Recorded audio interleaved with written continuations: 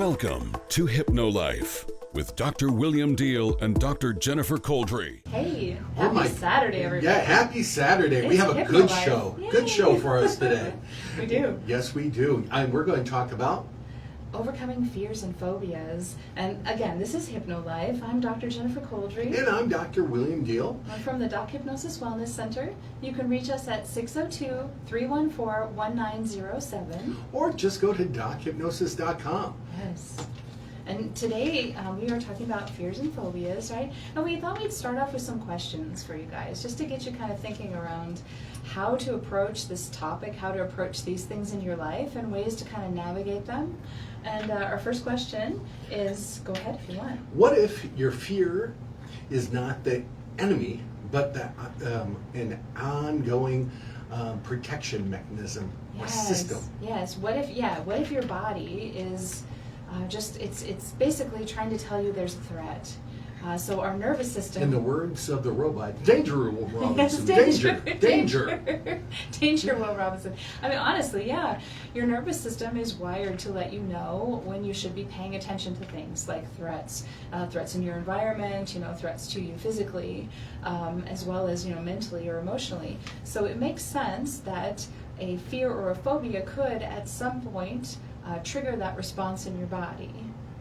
Yeah, it depends on what it could be. It could be a fear of flying. It could be a fear of going outside. It could be a fear of redheads. Dr. Couldry's a redhead. And there is a phobia called gingerphobia. I just want to share that straight off. Yes. But it's really one of those things that there's so many different fears out there. There's even now a new phobia, a fear of losing your phone. Oh, yes. It's like phonophobia or something like that. It's something like that. There's so many phobias. It's hard to keep up with it. I like keeping things simple because I have a fear going outside. We could call it agoraphobia, but a lot of times people use labels as weaknesses instead of tools to understanding the problem. I like understanding the problem and know that it's a sentence, it's not a life sentence. It's just a moment in time. Oh, that's very good. I like that approach. That makes a lot of sense. And also, just something for you guys to know as well. There's a philosophy of thought, right, that you can't just think your way out of a fear or a phobia, which is why people kind of get caught in this loop of, I don't know, it doesn't make sense. I don't know why, I'm safe. I know I'm probably safe. Like, for example, this plane is fine. They fly all the time. Everything's okay, but you're still like ramped up and not able to relax. That's because you can't always think your way out of a fear response, right? It's your nervous system again. It's warning you. Yeah, there's something that happened in your past. Usually, believe it or not, they say it usually happens when you're in before the age of 7. That fear first got into your system some way, somehow, and then from there, it is going off in the background. So logically, your mind is saying, "Hey, this is safe. The planes fly, or this elevator's gone up so many times, or I've gone outside so many times, or that spider is tiny." Right, he's really small. He can't hurt me, but that doesn't change, how your body might be reacting to it. And so that's actually how we use hypnotherapy and clinical sound therapy to help get you into a more relaxed state, right, first off. And then we can work with your subconscious to visualize what it's like maybe to not be afraid of this instance, this situation, this animal, whatever it is. And then we can help work with your subconscious and visualization to move you through that fear. There's some different tools, I think, that you talk about. But before we get to that, we should probably just take a moment to sort of define the difference between like a fear and versus a phobia. Yeah. So a fear, and this is textbook definition here for you guys, but I want to share because it helps to categorize it, right? A fear is a survival response, right? It's designed to protect you from danger. It's basically, think of it like an alarm going off, right? But a phobia is a fear that has become like overprotective. So it's an intense fear response that can feel out of proportion to the actual danger. I like putting it in a simple way of it's a fear that prevents you from living your life. Yes. There are some useful fears. I'm sorry, if you're locked in a cage with a saber-toothed tiger. Yes, that would be a good fear. That's a normal fear. That's to protect your life and keep your life going. Mm-hmm. But if you are afraid of a picture of a tiger or it showing up on the TV, no, that's meaning it's affecting your life. Yeah. And I know that seems like a broad and saying no one's scared of a picture. I have many people. You'd be surprised, scared. right? Yeah, and about I think it was, let's see, what is it here? It's 12%. Like 12.5% of U.S. adults experience a specific phobia at some point in their life. That's an interesting statistic, right? And then 9% of U.S. adults have had a specific phobia in the past year. So that's 1 in 11 people that are dealing with a specific phobia in the past 12 months. That's amazing. I know. I found that really. You start adding up the numbers. It's fascinating, and a lot of times, this show is going to go a little bit further than just fears and phobias. We're going to talk about a little bit about anxiety, because anxiety unchecked, fears unchecked, turns into a social anxiety or other fears. So we want to nip this in the bud. And a lot of times we do something called avoidance. Oh, I don't like dogs, so I'm going to stay away from dogs. Yeah. Or I don't like airplanes, I'm going to stay out of the air. Yeah. But what happens is, by you avoiding it, it gives you a short-term solution, but it causes long-term effects because you're supporting that fear. You're actually making it stronger every time you avoid it. Every time you avoid it, yeah. Yeah, No, that makes sense. And I think, I know we've talked about it several different times, just the way that, the pandemic and affected many people's lives. But a great deal of people, even people that were super social like I was before, really found it a challenge to go back out again, in public, and to be with people again, in spaces where there's a lot of people, And there's life worth living. I'm going to say this, and it's a not a scientific percentage, but it's percentage of individuals that come to see me. I'm going to say about 1 out of 4 got triggered during the pandemic and never did anything about it. Wow, it's yeah. time to start living life again, guys. Yes. Come on out, come to us. We'll help you get past those problems, past those fears, past those phobias, past that anxiety, to help you get to where you want to go. Oh my goodness, yes. And know that you're not alone again, okay? So take some of that shame out of it. Like if you're running around with a little bit of shame on top of you too, don't waste any more time, I guess, really just kind of kicking yourself for having something that you need a little bit of help dealing with. Just know that you're not alone. About, I think, 19.1% of U.S. adults suffer from anxiety in any given population. So in any given year, which is incredibly important. There's actually an interesting fact. Out of that 20%, lack of a better term, only 1 out of 4 actually ever seek treatment. Oh, yes, very valid point. Thank you. I know it. That's why you're like grabbing my arm. It's so funny. I do that to him, so I think he was getting me back. He's like, hello, I have a point. I'm like, sorry. Your point is valid. Thank you for sharing. No, definitely. But yeah, many phobias are classified within anxiety disorders, which is kind of where I was leading to. So yeah, it all dovetails together, my friends, right? A lot of the topics that we've talked about tend to boil down to nervous system, as well as subconscious, and being able to work through just whatever it is that's concerning you. Yeah. And after the break, we're going to be we're going to share some stories of some very interesting people we've worked with. We're not going to name names or anything else like that. Yeah, but we are going to talk about their phobias, because they were fascinating to hear. And I'll just share, there's actually a fear of fear.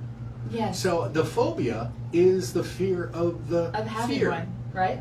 So it's a fascinating thing how the mind creates those phobias. And we're going to talk about some of those things that we've worked with. This is Hypno Life. I'm Dr. William Deihl. And I'm Dr. Jennifer Couldry from the Doc Hypnosis Wellness Center. You can reach us at 602-314-1907. Or go to dochypnosis.com. You're listening to us on 1100 KFNX, the Pulse of Arizona. Yay!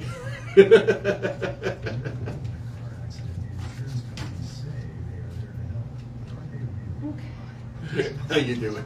Okay. You're stressed. No, I'm not. I'm love not. I'm fine. No, I just, We got the points out. Yeah. I just didn't want. I know you didn't want me to keep going and miss it. Yeah. I get it. No, that makes this was a perfect time to share too. Sorry if I was just like, wait, there's another point on top of that point, but your point makes sense too. It needs to be in there. So one of the joys and challenges and fun of navigating a radio show together, right? Because we're both very opinionated, I guess. I mean, yeah, opinionated, intelligent, like caring people. So we get on a roll and really just want to share. And Opinionated? Me? I thought you were going to point at me. I'm like, I know I am. Don't. That's okay. It's all good.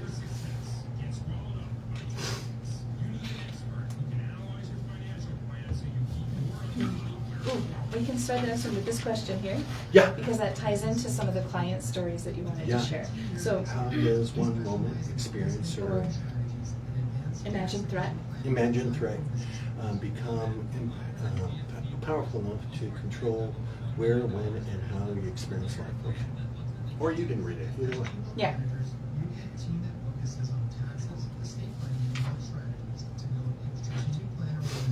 I think it's going to be fun There's because a lot I have there. some interesting people. Including, I think with this one too. Yeah, I do too. We don't have to talk about everybody, but yeah, I mean. Yeah. But yeah, and then like information, versus fear. So when you know a and little more is about the phobias actually yours or someone else's? that too. Yeah, Where does so- it come from? Right. Where's the origin? Yeah. Yeah, that's good. So yeah. We have about 1 more minute to go before we come on back. So if you guys are listening to us or watching us, you missed the important part, go back and check us out on Spotify or Apple Podcasts. Follow us, please. Yeah. But also like, share. Give us a flower or something. I have no idea. I don't know how that works. I don't know about Facebook. But do that. We love to see those and say hi to everybody. And yeah, definitely. We appreciate all the responses that we get from people that watch the show or catch it, or even just in passing sometimes. That's wonderful. And you guys are the reason we come out and do this every Saturday. We really just want to share information that we have found fascinating while trying to help people. And on the off chance it helps you too, that's great. If there's a fear or phobia that you are dealing with and you would like some support, we're here for you. Oh, we're back. Stop. Don't make fun of me. That's my phobia. Welcome back, everybody. This is Hypno Life. I'm Dr. William Deihl. Hi, everyone. He was just picking on me because I was clearing my throat. So, hey. That's how we got to share. We got to share the silliness as well with all of you. We're so glad you joined us today. We're talking about overcoming fear and phobias. And we have a question for you. I'll let you do this one. Okay. How does one moment or experience or imagined threat become powerful enough to control where, when, and how you experience life? That's a big one. Oh my God, that's a powerful question. If you take a moment and think about it, if you never had a fear, and I think everybody's had some type of fear once in their life, if you've never had a phobia, we're up to 20%. That's 1 out of 5 individuals that will experience a phobia in their lifetime. There's a lot of things that happen in this process of one thing happens. And there's a lot of things talking about how we can solve that. And we'll talk about after this next break. But I want to talk about some of the interesting cases we had. Oh, yeah. Some of the different clients that we have assisted, right? Yeah. With overcoming. I like assisted because we're not doing anything. No. We're working with them. We're helping them find the power within them. That is the truth of it, right? It's your mind, right? And that's our whole thing, right? Change your mind, train your mind, change your life. And that's really what we try to do every day. So with some of our clients, did you want to talk about a specific person? Would you like me to go or phobia, not person, No, one of the most common ones I get is claustrophobia that actually crosses over, spaces, that it goes into flying. You know, Yes, because you're in an enclosed space there too, right? in Yeah. enclosed space, Yeah. fear of certain things happening, and there's several different ways that you can handle this, but I like working with hard cases. People have tried so many different things, nothing seemed to help. And this individual was fascinating. He had claustrophobia, and we tried everything. We tried what they call the NLP fast phobia cure. We tried several different things. And not until we talked to him about the time he was about 6 years old, he was swimming under some reefs, and he did not think he was going to make it to the other side, and he felt trapped. Yes. So all of a sudden we worked on that memory, and the phobia went away. Oh, I'm so glad. Yeah, Yeah. it's so cool that When you worked you on don't know that where it with him, comes. did you do kind of a, like, I know with hypnotherapy sometimes you'll put someone into like a light kind of relaxed state, or a trance state is another way to describe it. Did you go into that and then kind of walk him through visualizing making it through to the other side, or how did you help him get past it? I actually stacked some protocols. Yes, I did do some visualization, hypnosis, putting him in a relaxed state, but I also used some IEMT. Oh, I love And that IEMT. I also use what's called PCW. They have a voice tempo exercise that I used, and that actually helped to break it completely free. And he has no problems wonderful. flying or doing anything. And if you're just tackling the problem with one thing, you're only giving yourself a small percentage chance of changing or moving past this fear. Because really a fear is not about getting past it, it's learning from it. Oh, I agree. And I think that ties into, too, at least with some of my clients as well. I've been able to help them with some phobias of animals in particular. And part of what my client found super helpful was kind of doing a little bit of research about that animal, so that they could learn a little bit more about, the behavior of the animal, kind of like what's a normal interaction like, It just helped a little bit. And this particular client had a fear of an animal, and I helped her by visualizing being in an interaction, maybe in a room with that same, kind of creature, but replacing that creature with something that she wasn't afraid of, something that she liked to see, like, we'll just make up something, like it's a baby bear all of a sudden, instead of this thing that was really scary to you.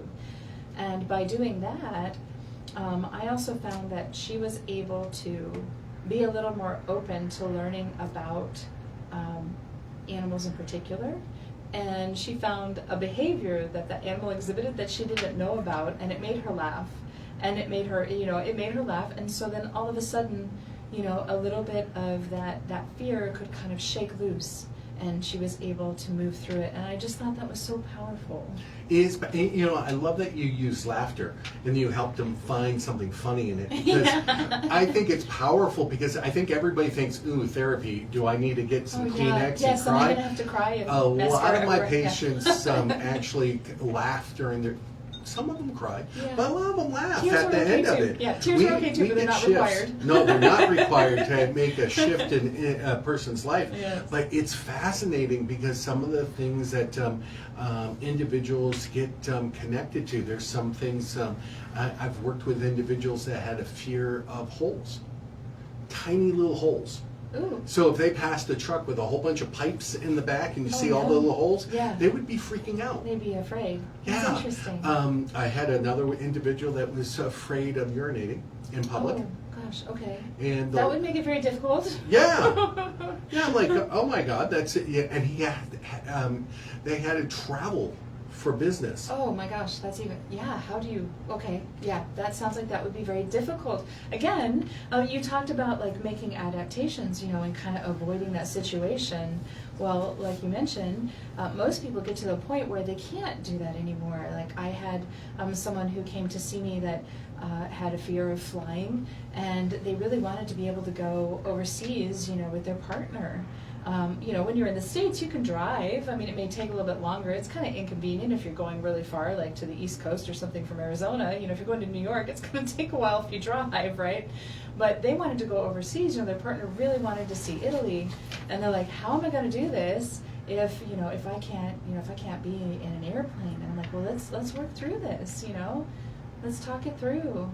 And, you know, they were able to go, had a great time, and then when they came back, they're showing me these pictures, and it was so exciting for me, you know, to see that they got to go. That's the most important part, right? Oh my God, they started living life. Yeah, the fear didn't stop them from going, you know. They may have felt a bit of it here and there. I mean, it's not going to go away 100% right away, but the more that you can kind of expose yourself to the situation, the more you can set up, you know, safer parameters to interact with it, and then, you know, back off when you need to for a little bit.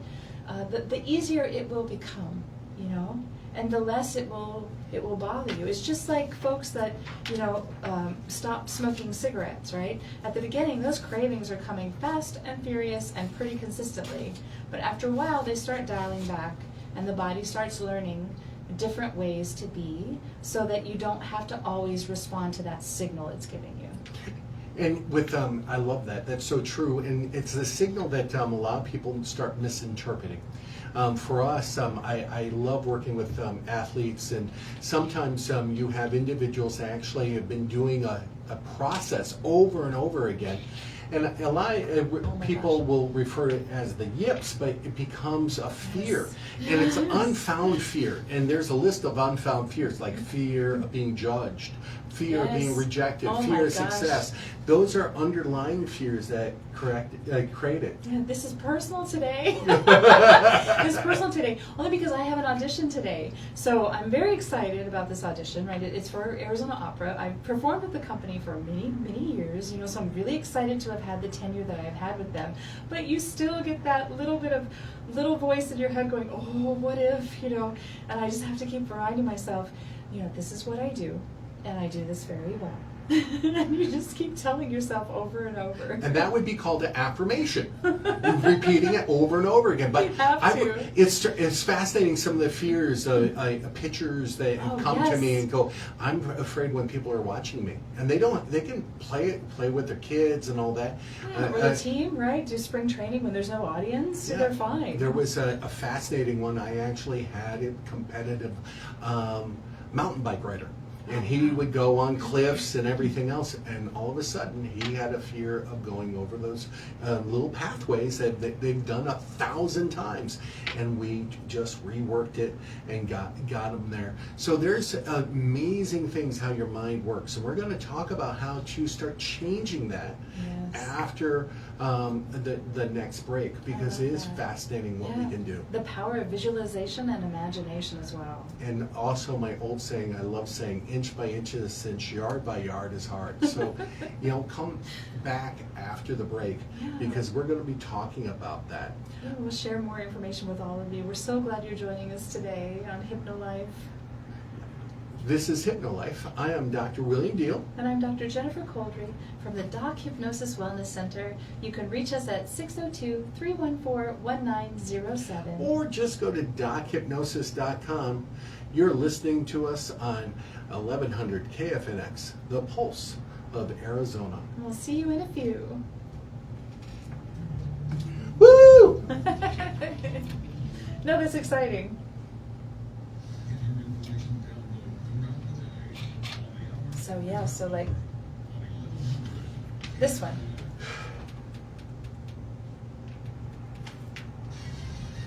Don't you think? What would your life be like if that fear or phobia was no longer there?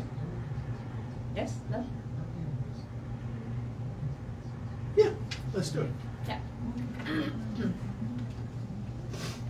I think this one, then you can talk about the billboard and the movie. If you want to. Like we'll talk. Just concepts. I mean, obviously we can't walk through the whole thing with someone. Yeah, but there's a good one, number 10, that we could do, that we can walk people through. Oh, Name the fear. Okay, do you want to do that? Yeah, we can do that. That'll be the last thing. I need to page 6. Oh, there it is. So there's several things we can do.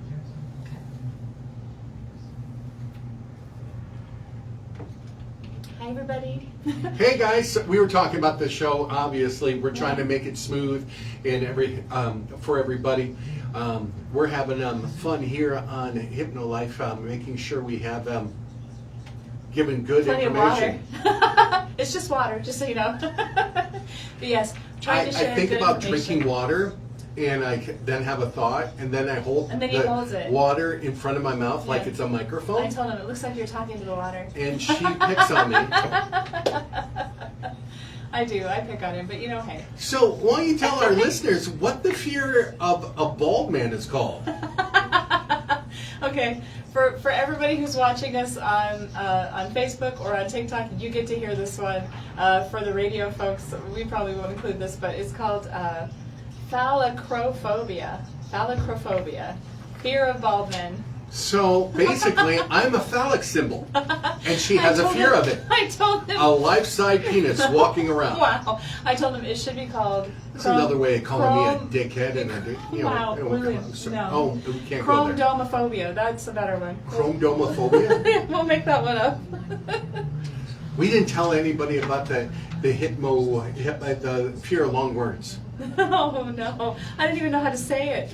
If you want to look up something really, a fun phobia, look up the word for the fear of really long words, because it's long. It's like hippopotomonstrous quipedilophophobia. It's way too long. It's supercalifragilisticexpialidocious. Just get the internet to say it for you. I am doing fantastic. It's colossal, not too bad. Thank you for asking. All right. You know, we're going to talk about that. You can't believe I shared what? Nothing. We're gonna go on. I have no filter. I know. You guys will learn this, especially during our breaks. The filter is out the window. There's no filter. That's all right. Oh, all right. Let me hear this one. Wow. Yes. So, dun dun dun dun. Dun. It's so funny. We were talking before. I mean, we're on break right now from being live on the air, but we're live on, Facebook like, and we're TikTok. constantly. So There's we're no still stop live. for us. We're still live. We're half alive. Just kidding. Clear. I know, right? But we were talking about the fear that you get, even when it's something that you've done, for a long time. Like for my audition today, I have to admit, I am a little anxious. I'm a little, I'm excited for it. I think that's the thing. After you do something a lot more in your life and you become more of a, professional, I mean, for lack of a better way to describe it, right? You've got more expertise in it. You find that anxiousness or that fear, you can shift it. You can almost kind of take it and use it to your own benefit. It's pretty cool when you get to that point. We're getting back. I know. Hey, we're back. We're back. Welcome back. I'm Dr. William Deihl. I'm Dr. Jennifer Couldry. We're talking about overcoming fear and phobias today. We're from the Doc Hypnosis Wellness Center, if you didn't know, and you can reach us at 602-314-1907. Or just go to dochypnosis.com. We like starting off each section with a question. Oh, yes. And the question for this one is, what would your life be like if that fear or phobia was no longer there? Very good question. And we're going to give you some tools during this break, I love it. session. Yes. Whatever. Segment. Whatever you Segment, wanna that's say. it. Whatever makes you to happy. share how you can get past this. Yes, and I think one of the things that we were talking about like before the break is that even if you've done something, whether it's speaking in public or for me, like I have an audition today, whether That's it's the number one fear, by the way. public speaking. That's a big one, yeah. Or you're an actor or you're a singer and you have an audition or a dance audition, right? Or an athlete, right? You were talking about athletes that get this too, even if you've done it a lot, you can still feel that initial kind of a little bit of anxiousness, right? That fear. I call it like zinging adrenaline. I have that the whole day before, usually. Sometimes and I even have a to week put up before. with her. You get to be with me, so that's how it works.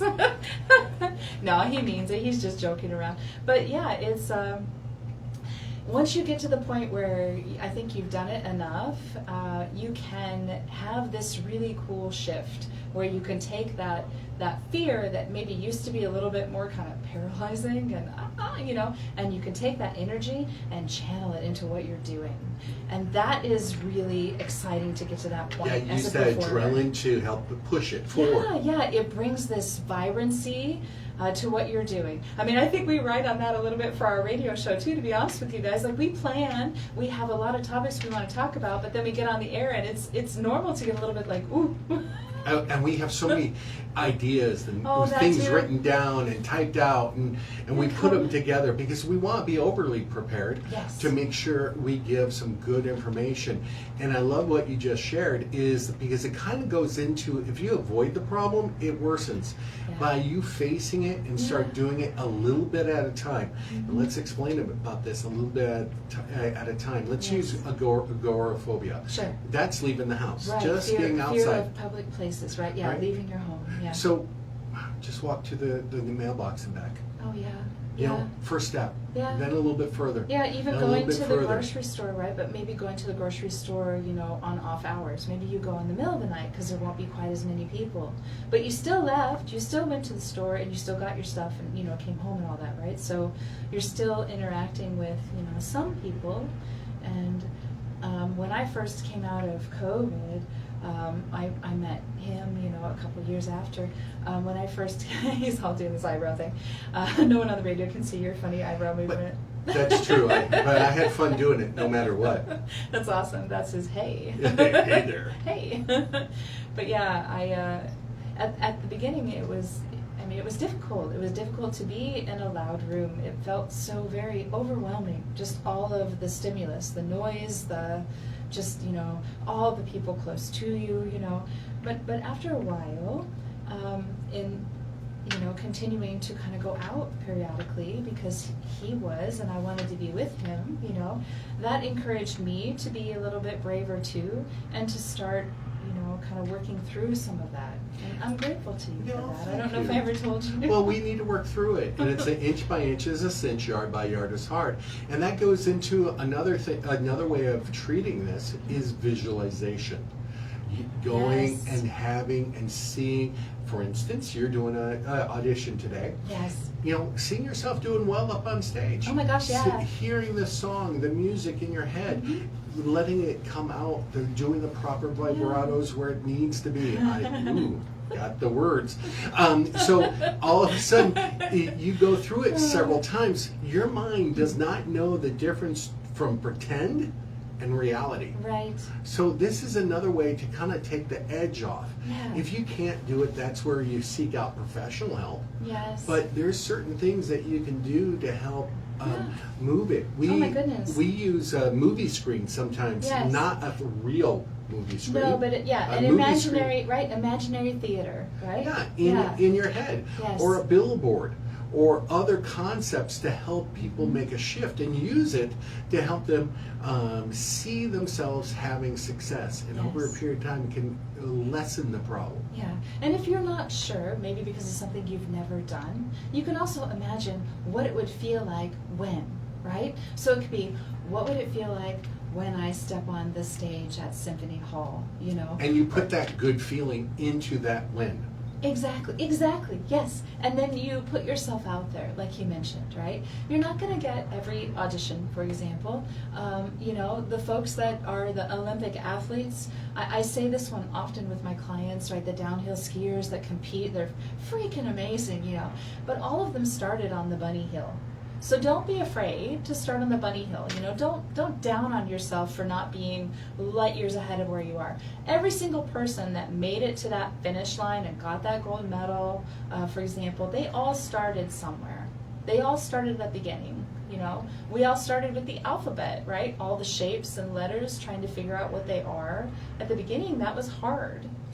Exactly. It's a little bit at a time. You learn and you learn how to spell cat and cat and Right. other things, and then you start moving forward. And it kept on. That kind of leads us into one of those interesting phobias of long words. Oh my gosh, yeah. And you'll have to look that one up, guys, because I tried to say it while we were on the break, and I'm like, nope.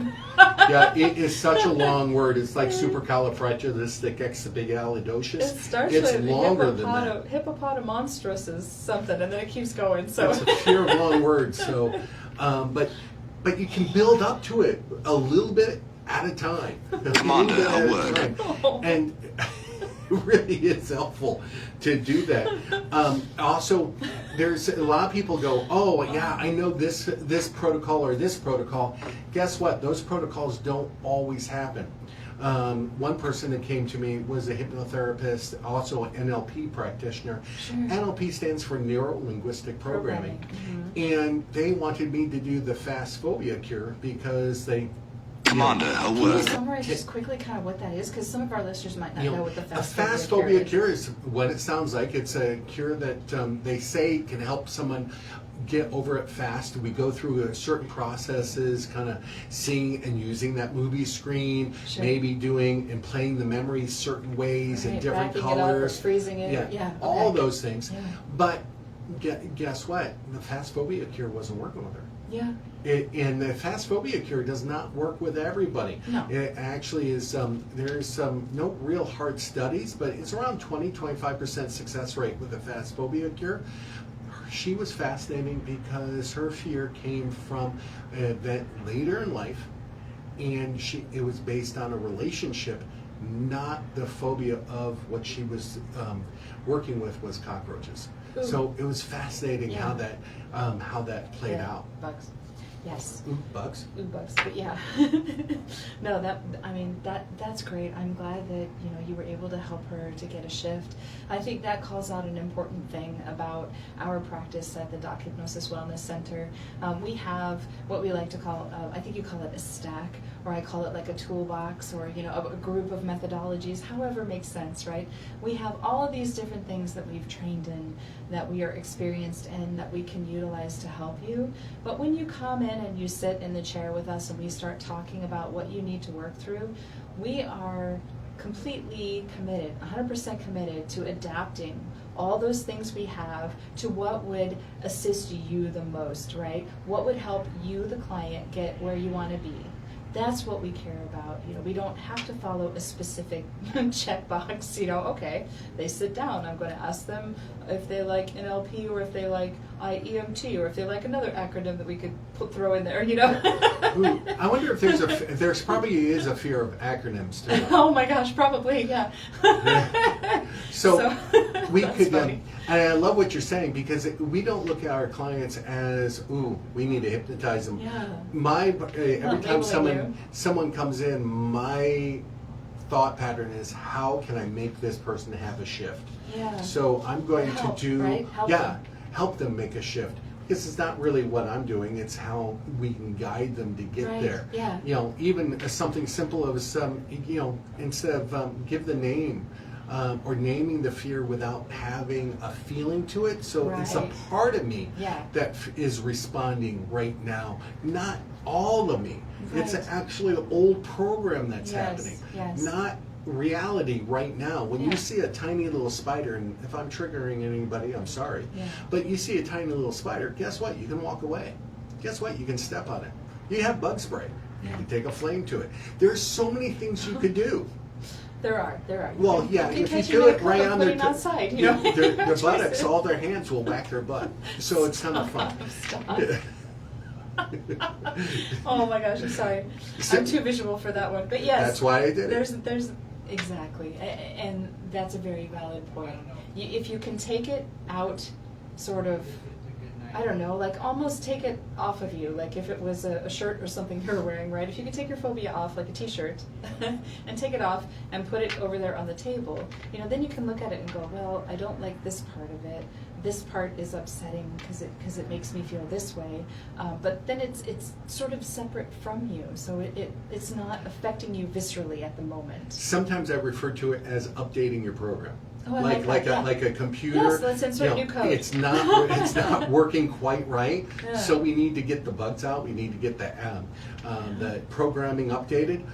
That's what we're doing. We're going to be updating your program, helping you do that. We're going to give you some tools after the Security break. update. This is Hypno Life. I'm Dr. William Deihl. And I'm Dr. Jennifer Couldry from the Doc Hypnosis Wellness Center. You can reach us at 602-314-1907. Or go to dochypnosis.com. You're listening to us on 1100 KFNX, the Pulse of Arizona. Cool. We have Caleb, and we overheard a conversation. Caleb is leaving. He is? No, he's going to Alaska or something. On a trip? On a trip. Oh, okay. He's not going to be. I was He's like, going to what? be gone until like June and something. Oh. But Caleb rocks, We guys. love Caleb. He is. He's I so think you awesome. saw, if any of you guys follow us like on Facebook, we posted a picture of him in the booth just I'm doing sorry, his girls. magic. He's taken. Yeah, anyway, he's great to work with. And, you know, we love all of the people here at KFNX. Oh my God! Everybody's Bill so sweet. Brady, he's like the owner, right? Yes. And I think right before us is Shoeshine Mike. It's Mike and Chet. They do a really fun Oh show my God! too. They're so awesome. So, They're fun. Yeah. They're Good- fun to good listen people. to. They do sports, but they talk about other things. For instance, they talk about Memorial Day. We need Yeah, to we need drop to- that after the. Yes. Yes. Yes. As I cough. Yes. You want to do the last question? Yeah. Yeah, I think so. I have other questions if you don't like it, that one. We can also, because we're going to talk about, we could talk about, with this one here, this question, it also ties into PTSD and that too, correct? Yeah. And then, Yeah. unfortunately, that also ties into our armed services, or folks in our armed services, but yeah. Thank you for joining us. Yeah, sorry, I'm just going through and going, where No, is it? Here. We're trying to get ready for our last section, you know, just so we can tie up things with some additional good information for everyone. We also need to talk about phobias. By the way, And next week. But phobias do not have to be yours. You can be taught phobias. Yes, that should be the big one you come back with. Yes. What did you inherit from your mom? No, from your dad. Or from your grandma. Who knows, right? I did work with a young girl that had a fear of fire. She never had a problem. It was her mother that had the It problem. was her mama, yeah. Yeah. My grams was afraid of water because she almost drowned. So, Who yeah, did? my grandma, yeah. Oh She my was God. afraid of water. Yeah. Yeah. So, anytime we went, Is anytime we went swimming, she Is was that why always, she always drank Pepsi instead? whatever. She was always giving us like the hawk eye to make sure we were okay. Which is probably good, and probably why we, didn't have a problem with water. Because she was super vigilant around the water. I can understand that. Yeah. If I had that risk or that happened to me, I would. Right? Yeah. Okay. How are you wearing your headphones? As far back as possible. Well, I put 'Cause one there's over no- this ear there's and no- one over this, There's no so I can volume- hear you. No volume control. Yeah, I wish there was a little volume control. That's what makes it a little bit hard for me because it's very loud. Oh, It's we're coming us. on back. Bum, ba, da, ba, yay. Hey, We're in the home stretch. we are. Welcome back, everybody. Yeah, this is Hypno Life. I'm Dr. William Deihl. And I'm Dr. Jennifer Couldry from the Doc Hypnosis Wellness Center. And we're talking about overcoming fear and phobias today. Yes, fears and phobias. I want to say something. You ever had a fear or phobia and you don't know where it comes from? Do you know, you might just learn that. Yes, you could have inherited it. Oh, no. You learned it from your parents. Yeah, it can happen. I actually worked with a young girl. She had no experience with, bad experience with fire, but her mother did. And she got her reactions about fire from her mother because her mother was hyper vigilant around fire. It was constantly scared of it. When she saw it, would cry, all Right. that. And the Oh my little girl goodness. picked up the same thing. Yeah, I think in some of the other things too that you can inherit, I think, haven't we talked about IBS before? IBS Yeah, is it? that's- It's not. There's no genetic connection. Yeah. At least my doctor told me From your this. knowledge, I'm yeah. not From our making knowledge medical right now. claims Yeah, here. exactly. But he said, "Oh, it's inherited. Yeah. Which parent had it?" Yeah, predominantly said, psychological. Yeah, they taught you how to handle stress. So definitely. that's why IBS is so wonderful. Number one way of taking care of IBS is Hypnotherapy. Hypnotherapy and clinical sound I had therapy. a client who came in and she was even talking about her stomach as if it was not really part of her. And I'm like, ooh, let's dive into that a little bit, you know. Let's talk about like that's loving. an ultimate way of Yeah. not having any control. Yeah. It's not part of me. I hate it. Yeah, I hate it. And I'm like, no, that's part of you. You can be unhappy with, you know, how that certain part of your body is behaving, and you might wish that it would do other stuff for you, and that's perfectly normal. You know, like, I wish my knee was better, but, you know, I don't hate my knee, and I don't think of it as something separate. I think that with IBS in particular just kind of exacerbated her symptoms. So once we were able to do some hypnotherapy and clinical sound therapy to kind of combine that and maybe learn to love all of herself a little bit more, I think she had a reduction in symptoms, and that was incredible. But Oh yeah, she could go on trips. yeah, she could started go on trips. traveling. Yeah, she did, which is great. Oh, because yeah, I before remember that, her. Yeah, That was a before that fun she one to didn't want to hear. go. She didn't want to go anywhere, and I'm like, oh no, come on, you don't want to live in your bed, man. You know, No. you still have life. You still have things to go do, and we'll find a way to get there. But we don't want to let our episode kind of conclude without taking a little bit of time to say, you know, thank you to everyone who's in our armed forces, who has been in our armed forces, and any of the families or friends or partners who have, you know, lost someone that was part of, you know, our military.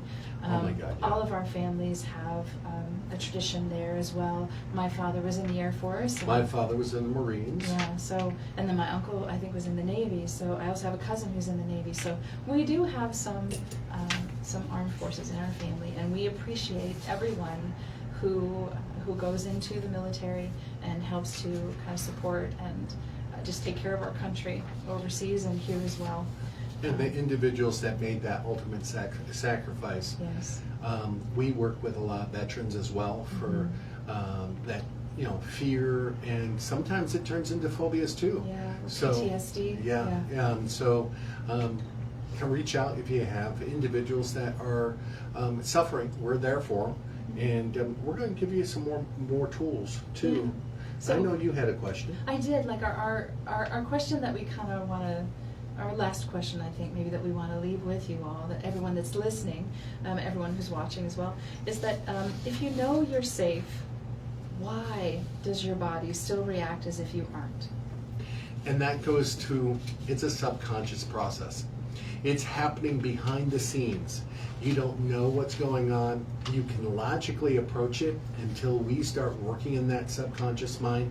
And that's why part of the 6 steps, I'm going to talk about 6 ways of therapy. The last one, number 6, is if you cannot get it past yourself, go see an expert. Go see a specialist. And Yeah. it doesn't Yeah. have to be us. If you want us to be a resource, that's our whole mission, to Yeah. educate individuals. So please reach out to us. We're a We're service here. for you guys. Yeah, we're here for you. Drop us an email at dochypnosis.com or call us. That's what we're here for. Definitely. And sometimes it can help to just get it out in the open, you know, to just be able to kind of talk it through a little bit. And then, like we mentioned, some of the tools that we use on a regular basis, like visualization and imagination, can help you and can help your mind, you know, just get to a different state so that when you are faced with that fear, maybe you can approach it more from the lens of, you know, what would happen if? You know, even just quieting down your system is another way. The visualization, that's what Sound Dr. therapy. Couldry saying, is maybe just taking a deep breath in as well. That clinical sound therapy, resonance therapy can be powerful, but just taking a deep breath in, let out slower than you brought it in. It can be very powerful to help you do it. Another tool, if you experience it right then and there, look around the room. Look at the safe things that are there, the chair, the walls, the doors, whatever you can do to help reduce and help you lower that anxiety at that moment, that time. It can be very powerful to help regulate your system. And guess what, guys? We regulate systems because nothing gets solved in a state of stress. Right. Nothing heals in a state of stress. Yeah, you cannot make an active change to a different way of being if you are on overload, because all your system can pay attention to at that moment is your nervous system just kind of screaming at you, there's a threat, there's a threat. And so you're going to be scanning, you're going to be looking for it. And so finding a better way to sort of interrupt that pattern a little bit, dial that pattern down a little bit. I actually had someone tell me that after they come to see me for hypnotherapy and clinical sound therapy, they felt like the dial had been turned down. And I thought that was such a great visualization. You know, if you're listening to a really great piece of music or something and then the commercial comes on and you're like, whoa. Well, you can do that for yourself too. You can turn that dial down a little bit so that you can help navigate through it. Yeah, turning it down gently. Don't try to turn it down, you know, like, ooh, I'm going to force this to happen. Yeah, no. I mean, again, right? You have to get to that more relaxed state to make the change. And like you said, gradual. Inch by inch is a cinch, right, Dr. Deihl? Yeah, yard by yard is hard. So definitely, and you know, a lot of people actually go, oh, what can I do to take care of this fear? And they might go to AI and check it out. That brings up our topic for next week. Yeah, see, I segue. I did that really well. You did it. Didn't It was beautiful. Wow. We're going to be talking about AI and the future of mental health care. Yeah, that's going to be fun. So if you can tune in next week with us, we're going to talk about AI, talk about mental health, also talk about the downfalls of using AI. There's some tragic things that we discovered, yes. And we want to make sure we guide people to a healthy way, to taking care of themselves. Exactly, but also knowing too that, you know, AI can serve a purpose as a objective source for, at least to start, to get some information. So it is helpful in that regard, but you know, it shouldn't replace actual connection, actual human connection. That's when you can get into some very difficult places. But we'll talk about that next week. Yeah, 100%. And if you do have a phobia or fear and you can't get rid of it, we gave some good tools this hour. You know, get some professional help. We are here for you. But keep in mind, the goal is not to never feel that fear. It's going to be there. Yeah. But the goal is to teach your system that the fear does not have to be life-changing. Yes. That's when I talk to my clients too about how, you know, it's your body giving you a signal. It's not a command. It's a signal. So it's like if someone shot up a flare, right? Your body's shooting up a flare to let you know. And it's like, okay, great, thank you. That's where I can send the rescue party if I need to, right? So maybe if you think of your fear a little bit that way, and all the rest of your system is the rescue party. It's like, thank you for the signal. You know, we're good. Or I'm going to send in these troops. These troops are going to come in, like, helping me breathe, right? You know, my reserves are going to come in with, you know, just closing my eyes and taking a deep breath and turning the dial down just a little bit. Also, one more tool. Stop asking yourself why I'm feeling this way. Ask what is this giving me, or how is this? Right. That'll give you the purpose and the process that you're going through. Lies create lies. Yeah. You actually are making up stories. Right? You get stuck. You get stuck trying to figure out why. Why is it like this? Why am I like this? What's wrong with me? Or that kind of thing. Instead of, how can I change this and what can I do to move forward?